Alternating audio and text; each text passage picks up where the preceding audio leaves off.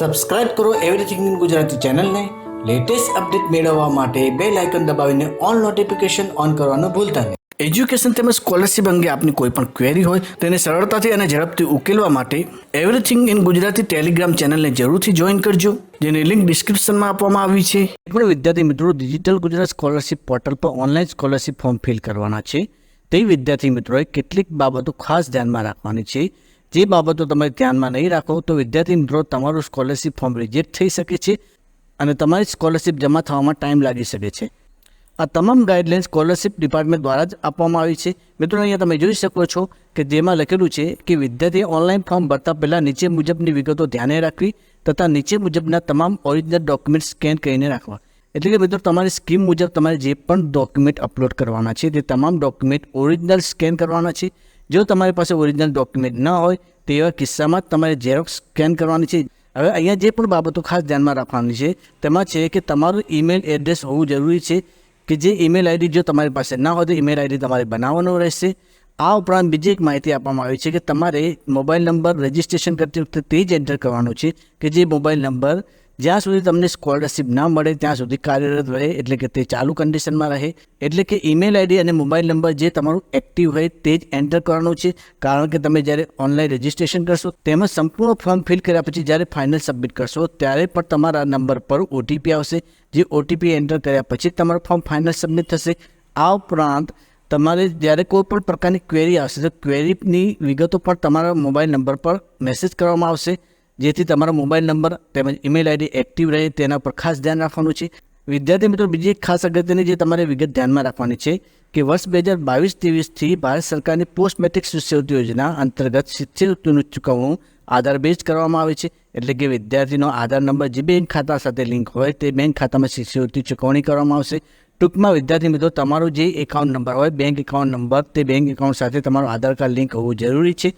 તેમજ તમારે આધાર enable payment system પણ એક્ટિવ કરવી જરૂરી છે.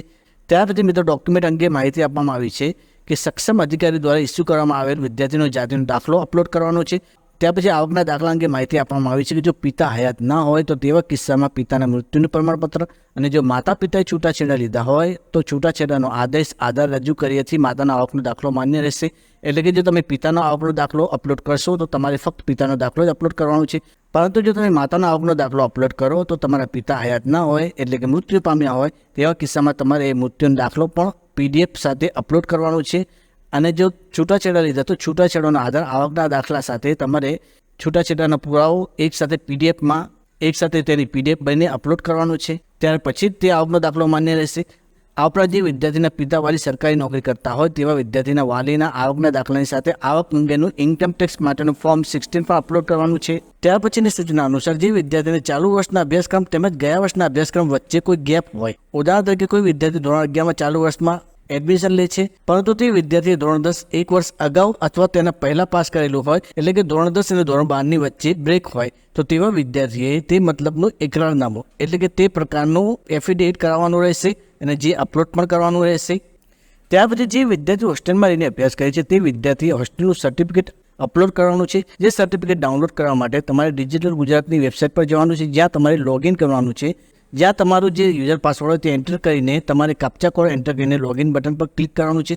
તમે જ્યારે લોગિન બટન પર ક્લિક કરશો તો તમે તમારા લોગિન પેજ પર આવી જશો, જ્યાં તમારે સર્વિસીસ પર ક્લિક કરીને સ્કોલરશિપ સર્વિસીસ કરીને જે ઓપ્શન આપેલું છે તેના પર ક્લિક કરવાનું છે. તમે જ્યારે ક્લિક કરશો તો મિત્રો તમારી જાતિ અનુસાર તમને અલગ અલગ સ્કીમ જોવા મળશે. જે અનુસાર તમારી જે પણ જાતિ હોય તે જાતિ સિલેક્ટ કરવાની છે અને જાતિ સિલેક્ટ કર્યા પછી તમારી જે પણ સ્કીમ લાગુ પડતી હોય તે સ્કીમ પર ક્લિક કરવાનું છે. તમે જ્યારે સ્કીમ પર ક્લિક કરશો તો મિત્રો અહીંયા તમે જોઈ શકો છો કે to download hostel certificate issued by the warden, ત્યાં એક ક્લિક હિયર કરીને લિંક આપેલી છે. જે લિંક પર ક્લિક કરશો તો તમારું જે હોસ્ટેલનું સર્ટિફિકેટ છે તે તમને પીડીએફ ફોર્મેટમાં જોવા મળશે, જે તમારે ડાઉનલોડ કરવાનું છે અને જેની તમામ વિગતો ફિલ કર્યા પછી વોર્ડનના સહી સિક્કા કરવાના છે અને ત્યાર પછી આ સર્ટિફિકેટ તમારે અપલોડ કરવાનું રહેશે. ત્યાર પછીની સૂચના અનુસાર દિવ્યાંગ વિદ્યાર્થીઓ હોય તો તે અંગેનું સક્ષમ અધિકારીનું ઇસ્યુ કરેલું પ્રમાણપત્ર અપલોડ કરવાનું છે. ત્યાર પછી વિદ્યાર્થીએ જે વર્ષ દરમિયાન ફી ભરેલી છે તેની પહોંચ અપલોડ કરવાની છે. ત્યાર પછી પાસપોર્ટ સાઇઝનો ફોટો અપલોડ કરવાનો છે. વિદ્યાર્થી જો પરિણીત હોય તો તેના કિસ્સામાં લગ્ન પ્રમાણપત્ર અપલોડ કરવાનું રહેશે. ત્યાર પછી તમારે આધાર અંગેની ડિટેલ આપવાની રહેશે.